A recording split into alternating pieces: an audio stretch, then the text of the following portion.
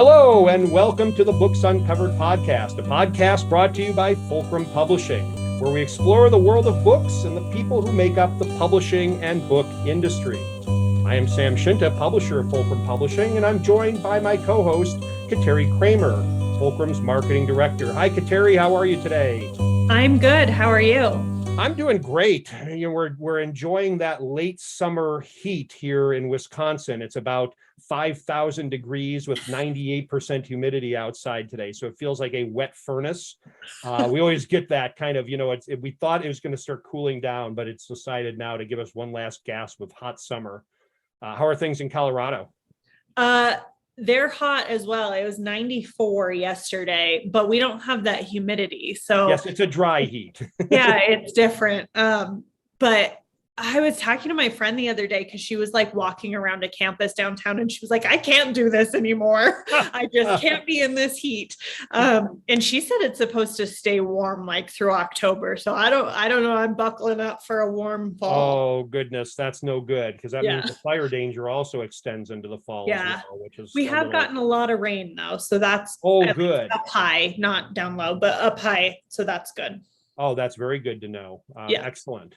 Well, I have to thank you for our guest recommendation today. So as we were thinking about this podcast, you came and you said, hey, it's back to school time across the country. Wouldn't it be really cool to have an English teacher join us to talk about reading and writing and instilling that into to young people? And I thought, well, goodness, I know English teachers, having worked with several in my years when I was running a nonprofit and doing work in the classroom. And I just have a perfect fit for this. This English teacher that I worked with, who is one of my favorite people, if not the favorite person that I worked with over the years. We did a lot of work together over 6 years, working with students. And her name is Celine Lamont. She is a high school English teacher. So ask and ye shall receive. So our guest today is Celine Lamont. Celine is starting her 8th year of teaching at Onalaska High School here in Western Wisconsin. She teaches AP English Language and Composition, English 11, and Ethnic Literature. Her goal as a teacher is to get to know her students as individuals in order to help them discover that reading, in fact, can be fun in high school and to encourage them to discover, or in some cases, rediscover their voices as writers. And I've worked alongside her in the classroom across various classes. I can tell you she lives up to all of those things that we're talking about. So welcome, Celine Lamont. How are you doing today, Celine? I'm doing well. Thank you for having me. Well, it's great to have you. And here you are a day before the school year starts. Are you excited? Very excited. You would think that after so many years in the classroom, you wouldn't be as nervous or you wouldn't have those back to school nightmares, but I don't think they ever go away because you're just excited. You want things to be great for your students on that first day. So, and you told me that you've already talked with a couple of students. Of some of your older students have already hit you up for some advice as they're entering into their senior year. Yes, it's always nice when they don't wait until the last minute in the fall for those college application revisions for those letters. So it's nice to see that they're thinking about, revising those essays. Well, as I mentioned, Celine, you are my favorite English teacher that I've worked with, and you really do such a wonderful job of really helping the students to discover their voices as writers and as readers. But maybe talk a little bit about your story of becoming an English teacher, because I think it's a rather interesting and funny story about how you got to be an English teacher. Well, I never wanted to be a teacher at all. I think growing up, that was kind of the one profession where my mom and my teachers had always told me, you'd make a great teacher. I loved school. I loved English class. I've always loved reading, but I don't know how many people want to grow up to be teachers anymore. And I think it was my junior year in college and I had done all of my electives plus more at that point. And my advisor sat me down and said, well, Celine, you have to decide. You don't have any other classes to take. So what are you going to do? And I said, well, I like English. I guess I'll try teaching. And here we are. It was, I don't know, I think my first day where I was in a middle school classroom of all places and working with those students, that was the first moment in my life where I said, this is it. This is what I want to do. And it's been such a perfect fit. And you started, if I remember correctly, in a smaller rural district, correct? I did. I was fortunate enough. I was a December graduate, and then Westby had a long-term sub position right away that January. So it was a really great, spring semester for me to actually get my feet wet outside of student teaching. And then I was fortunate enough to get the job offer at Onalaska for the following year. Excellent. And from day one, I mean, I've known you since you started at Onalaska. You came in with this wonderful level of enthusiasm and this attitude of, give me the kids who don't like English because I will make them love English. So how do you turn the reluctant writer or the reluctant reader into somebody who embraces English class?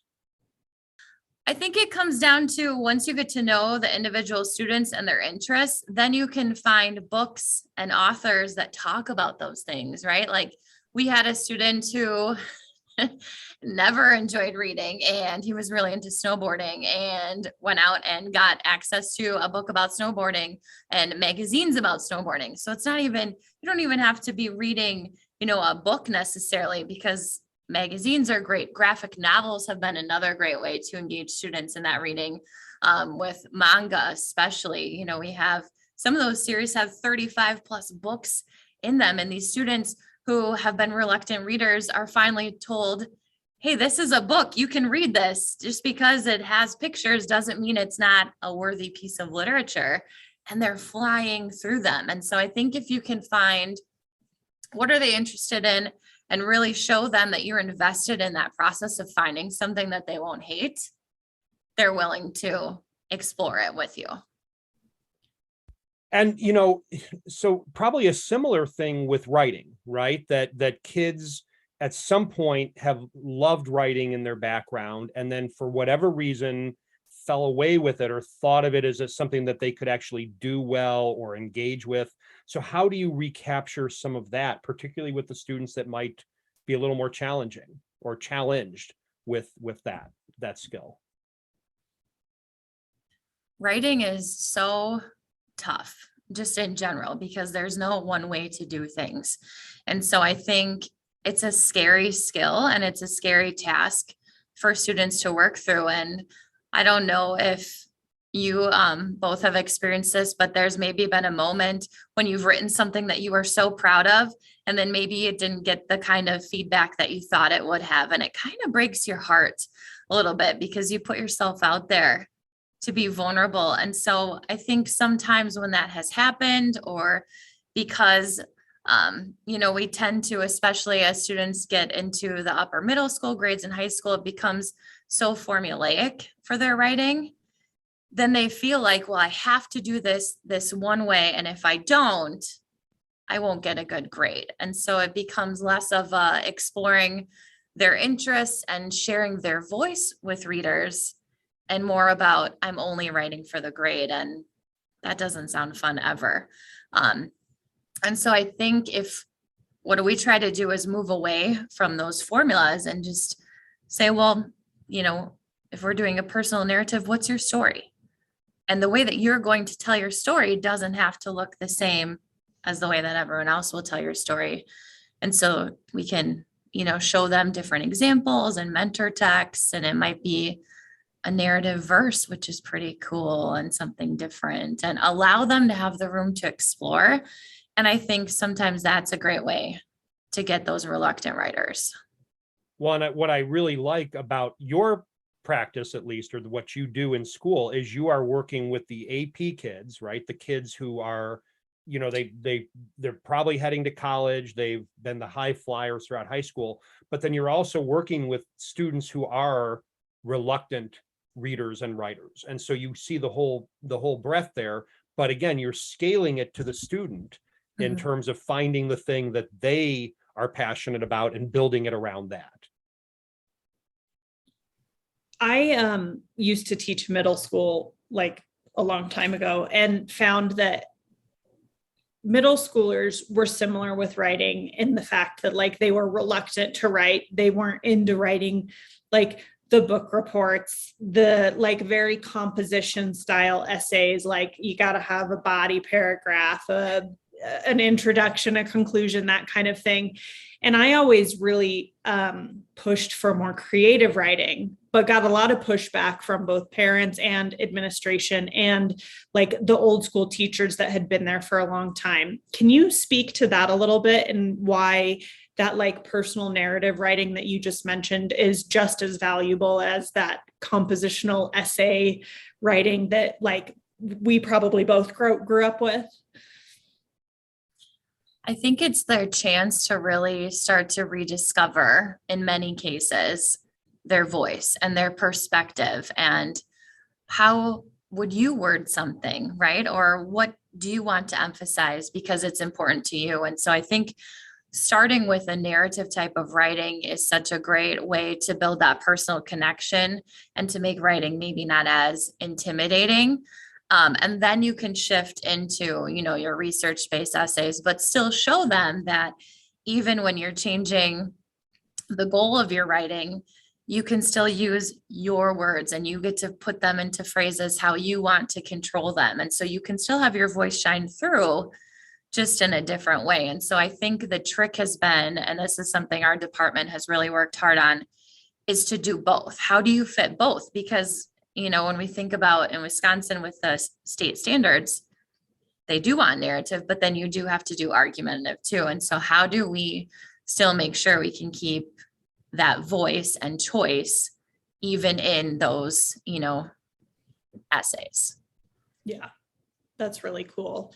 Do you also implement that like idea of choice and kind of like having students play a role in their own education with choosing what they read? Or are you guys like giving them stuff that you think will be really good for them? Because I think there's like positive aspects to both of those.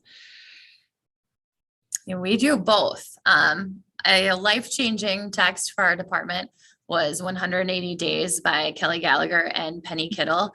And in there, they talked about the importance of just reading every day. And this is something that our department has been doing. And so every single day, no matter what, every student in every English class is reading for 10 minutes at the start of class. And that book is 100% choice. It's not tied to any assessments that we give in class. This is 10 minutes. Let's find something for you to enjoy, that you can just explore to hopefully rediscover that love of reading that we all once probably had. And so that's been a really great shift. And then in class, sometimes we have all class reads, but like in AP language, I found it's just easier. I took away class novels and then it's 100% choice, but then we get to use mentor texts. And so those are selected based on specific skills that we want to highlight or writer craft moves that we want to show students, to expose them to different types of writing. So maybe they can use that to find their voice then too. So I love that we get to do both. And since allowing so much choice, we have students who cannot devour enough books. And just thinking about all these students who come back and they're like, I need a new book, Mrs. Lamont. It's like, okay, this is a perfect problem. Like, let's keep this going. And these are students who up until that point hadn't finished a book, right? Or were using Spark Notes. So Yeah. Are there any books that you're like super duper excited about teaching this year? I don't think I'm teaching any full text this year. Or even like short, like snippets of things. I just switched out one of my narrative pieces for the intro in AP. I had been doing E.B. White, and there's nothing wrong with E.B. White, but I think we need to change it up. So I'm going to shift into an excerpt from Me Talk Pretty One Day by David Sedaris. Yeah, that's one of my favorites. I think it's going to be a great way to start off the year because it's funny and engaging with students. So that should be exciting. That'll be a change. Nice. That's awesome. Gosh, I would have loved to read David Sedaris in high school. Well, and in ethnic lit, you do a lot of the same thing, right? You're bringing in traditional texts and classic texts, but you're also shaking it up a little bit.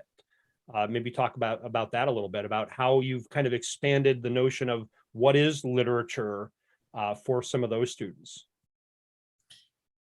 Yeah, ethnic lit has been a really fun kind of labor of love that Sam has really helped to build. And it's student discussion based. And we really try to throw as many different authors and varieties of texts that we can get at them, because I think for so many, and this is not for all, so I want to be very clear on that, but for so many of my students, they have had pieces of literature that they've explored throughout their school history where it's a mirror. They can see themselves in that text.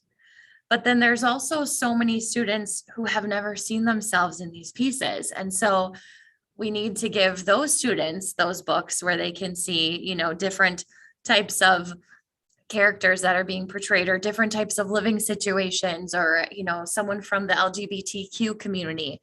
And for then the students who have always seen themselves, to give them a window to see into another view. And so that's kind of that focus in ethnic literature. How can we show you different authors and voices that have been around and have been trying to say things, or have been saying things for so long, but maybe who we don't get to hear as often in the regular classroom?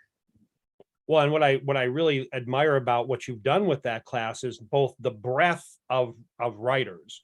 So it's not any particular perspectives. It is a wide ranging array of perspectives within all of these groups, so that students see the breadth within that literature, but then also bringing in, and I remember when you first did this, but things like Kendrick Lamar's rap lyrics, right? And looking at that, and here's someone who won the Pulitzer Prize for music, right? So it's got that establishment credibility, but this idea of, again, connecting with students at a different level, where you're saying, well, rap lyrics are poetry, and we study poetry, so this is poetry in a different form that actually you're probably very familiar with.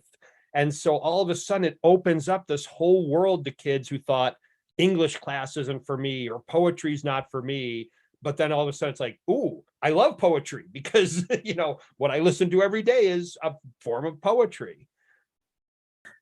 They always get a kick out of making a connection between Maya Angelou and Kendrick Lamar. But she is known as the godmother of hip hop, so it makes sense to have her there too. I think kids are often like freaked out by poetry, both reading it and engaging in it, whether it's writing it like any form, or reading it out loud, or memorizing a poem. What have you found when you teach poetry like really engages students? I love when I can find audio recordings of the artist performing their piece. It's so much more powerful than if I were to read it out loud to students.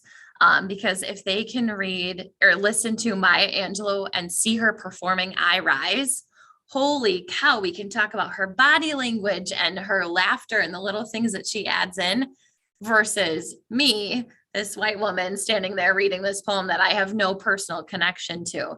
And so that's a really great way to make it more accessible. And I think to not overanalyze it. I don't know you guys, but I just remember in high school when I had to study poetry, we had to analyze every single thing and like figure out what it meant. That is not fun. No. We used to just in like college, we used to say sometimes the curtain is literally just blue. Like there is no meaning to it. It is just a blue curtain. Like we got to drop it. There's not like nothing. Sometimes not everything has a meaning. And I think that sucks the joy out of it for kids. Like there's supposed to be a flow and a rhythm to when you're reading poetry. And if you have to stop line by line and be like, what does this blue curtain mean? It just takes too much away. You know, and one of the things I think that's interesting too, and getting back to the writing part of this, is that when students hear that voice articulated by writers, that they see in their own writing how they can also weave in some of that rhetoric, right? And some of those devices, and try, you know, one of the other things I really like about how you teach your students is you force them in a way, or you encourage them. Forcing is a very strong word, but you strongly encourage them to take risks, to go out there, and not just when they're doing their narrative writing, but when they're doing compositional writing as well, to just say, okay, yeah, we all understand the 5-paragraph standard essay, but try something different and try to blend some of those styles. And I mean, what is your experience been with working with students and really kind of encouraging them to be brave in the non-narrative forms with some of that?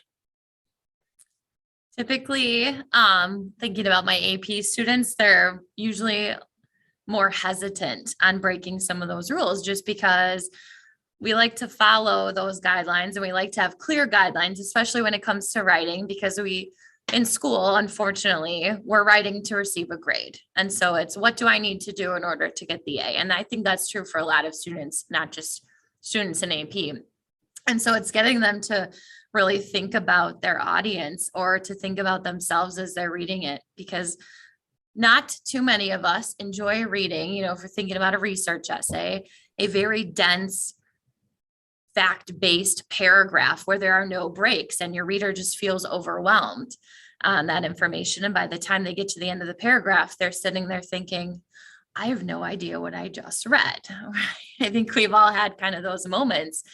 And so when you put it in that perspective, for some of these students who are a little nervous to try, then they kind of have this aha moment of, oh yeah, I don't enjoy reading things like that. Why would I want to write in that way?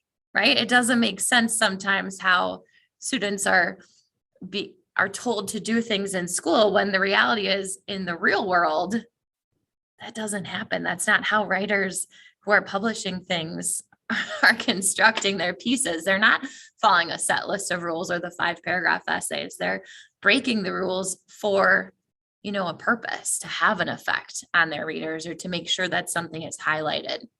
And so it's getting them to really think about reading and writing like a writer. One of the, a slightly different note, but I think it is related to all of what you're talking about here. One of the things that you hear out in the world is, well, kids today don't appreciate writing, don't appreciate reading, but certainly don't appreciate writing because it's all been dumbed down through texting and social media. Are you finding that kids are still engaging with this process? Do you feel hopeful about the whole future of writing and future of writers based on what you see? I'm very hopeful. And I think people who say those things, they're just not working with students. They don't see them. I think students, just because it's on social media or they're texting or something, they're still writing. It's just in a different format. And society is always changing. And that means that we're going to have to change, how we approach certain writing. And I don't think there's anything that's wrong with that. And I still see students who really wrestle with their prose and who want to engage in that writing process. And it's not just a few students, it's so many of them know that this is an important skill. No matter what my plans are, I need to know how to get my point across in written form. And to be able to do that in multiple modes is also important, so that they can better prepare themselves for whatever they decide to do. Do you have a success story with a student that is like very near and dear to your heart that you'd be willing to share with us? I have so many stories. It's actually kind of hard to pick probably one, but I'll share one that Sam and I both had together, and he'll laugh. But we had a student who was in our English 11 class and just didn't care for reading, hadn't cared for it for a very long time, maybe never really liked it, and picked up a copy of Nick Stone's Dear Martin. And he devoured it.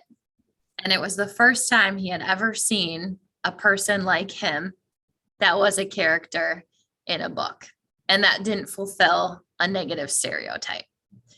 And he came back to class and he held up the book and he yelled out to the entire room, you all have to read this book. If you haven't read this book, you need to read this book. And I don't know how it got to this next part, but he looked at us and he said, it's like book herpes. Oh, that's amazing. He wanted to pass it around to everyone, and he wanted everyone to read this book. And he told our principal about the book herpes and anyone who would listen. And I will never forget this moment because he loved this book. Yeah. And I mean, seriously, this was a kid who hated English class, who did not, I mean, just his experience with English class was horrible before this. And all of a sudden, it was just a matter of finding that thing that would connect to him, that all of a sudden reading was cool. And after that, all of a sudden it was like, okay, what else do you have for me? Like, what other books like this? But the book herpes was definitely, that was such a treasured moment, because it was like, yes, anyone who picks up this book is going to devour this book and love it, because it is book herpes. And so hashtag Nick Stone, Dear Martin, book herpes. Yeah. That's awesome. I mean, but yeah, you see those stories, and we had lots of kids in that particular year. What we had was a cohort of students who basically, for whatever reason, kind of disconnected with English, and just didn't love English class. But we brought them together into one room and changed. We didn't dumb down, but basically changed slightly the way the curriculum was delivered. And all of a sudden, by the end of the year, to a person, because we captured all this on video, we had them write about it, they all said like this was the favorite English class, and in many cases the favorite class they had in high school, because it had reinvigorated and had them rediscover this love for writing and for reading, and that it could be cool, and that it could be fun, and that they could, learn how to express themselves. But yeah, that was a wonderful moment.